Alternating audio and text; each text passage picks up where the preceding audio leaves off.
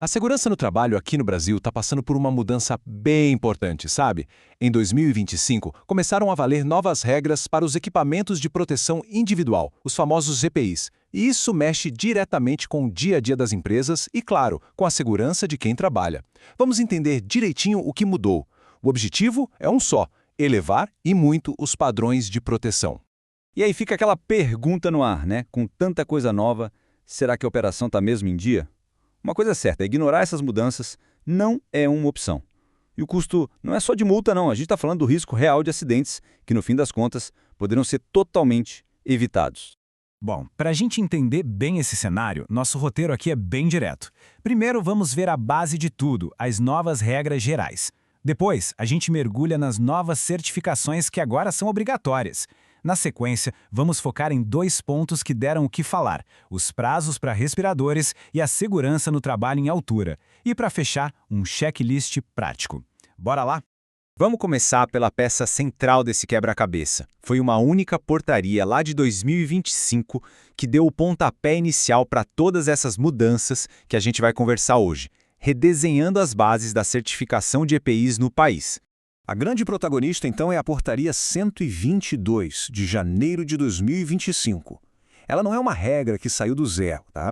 Ela é uma atualização, e uma atualização bem importante, da Portaria 672 de 2021. O foco dela é simples: apertar o cerco na certificação. A ideia é garantir que cada EPI no mercado tenha sua eficácia testada e comprovada por um processo bem mais rigoroso. Mas por que essa mudança toda? A resposta é o que sustenta toda a segurança do trabalho: proteger quem está lá na linha de frente. Não é só dar o EPI e pronto. A nova lei quer ter certeza de que, na hora do aperto, aquele capacete, aquela luva ou aquele respirador vai, de fato, funcionar como deve. Certo, mas como é que essa ideia de mais proteção funciona na prática? A resposta está na expansão da lista de equipamentos que agora precisam de uma certificação obrigatória. Vamos dar uma olhada em quais são eles. O número que a gente precisa guardar aqui é 3. 3 novas categorias de EPIs que antes ficavam meio fora do radar da certificação compulsória entraram para a lista. Isso eleva bastante o nível de exigência para quem fabrica e para quem importa esses equipamentos.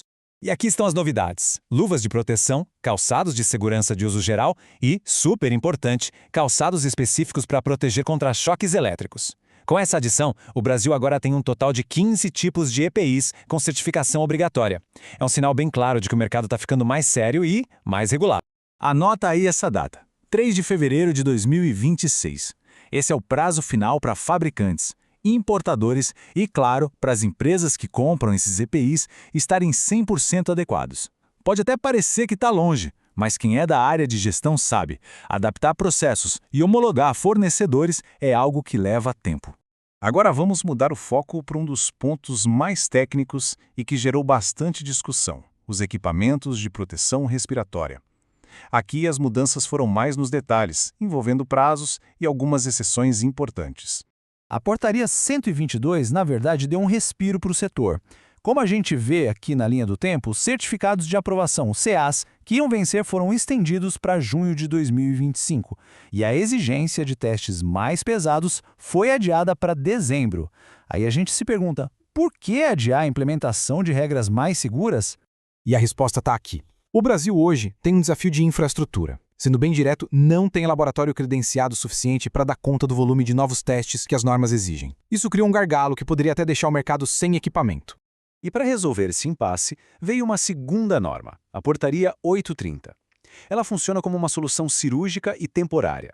Basicamente, ela permite dispensar alguns testes, mas, atenção, só na primeira certificação de um respirador.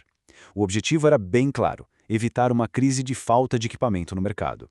Mas essa dispensa não é um cheque em branco, não. As condições são bem rigorosas. Primeiro, o equipamento já precisa ter um CA válido. E segundo, talvez o mais importante, o fabricante tem que provar que tem um sistema de gestão da qualidade forte, que é auditado a cada 20 meses. Ou seja, a exceção vale para quem já mostra ter controle do seu processo. E esse ponto aqui é fundamental para a gente entender a lógica da coisa. A dispensa é uma ponte, não é o destino final. Ela só vale para a primeira certificação. Como o texto deixa claro, na hora de recertificar, aí a regra é completa. Todos os testes serão exigidos, sem exceção. A flexibilidade foi só para resolver um problema de abastecimento e não para abrir mão da segurança a longo prazo. Ok, vamos sair um pouco do chão agora e subir. Vamos falar sobre as atualizações que são cruciais para a segurança de quem trabalha em altura. A grande virada de chave aqui é a mentalidade. Antes, o foco era certificar cada peça separada. Agora, a gente pensa em sistema. A regra exige que talabartes e trava-quedas também sejam certificados. E mais importante, que sejam validados para funcionar junto com o cinto. O fabricante precisa garantir que o sistema inteiro é seguro, não só as partes. É tipo garantir que o motor e o câmbio de um carro foram feitos um para o outro, sabe? E seguindo a mesma lógica que a gente viu com os respiradores, aqui também teve um ajuste de prazo. A exigência da nova norma técnica para trava-quedas, que é bem mais rigorosa, foi prorrogada para abril de 2026. O motivo é o mesmo, dar tempo para a indústria e os laboratórios se prepararem para as novas exigências de testes. Certo. Já passamos por um monte de regra, prazo, detalhe técnico. Agora vem a pergunta de $1 milhão. Como é que a gente traduz tudo isso em ação? Vamos para um checklist bem prático para as empresas. Antes do checklist, só um lembrete. Essa imagem mostra o porquê de tudo isso. O trabalhador.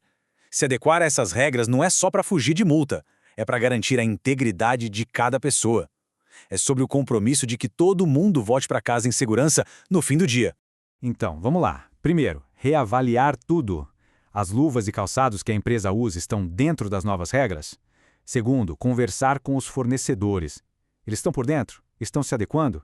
Terceiro, ficar de olho nos CAs, especialmente os dos respiradores com prazo prorrogado. E por último, que talvez seja o mais fundamental, atualizar os procedimentos internos e treinar a equipe.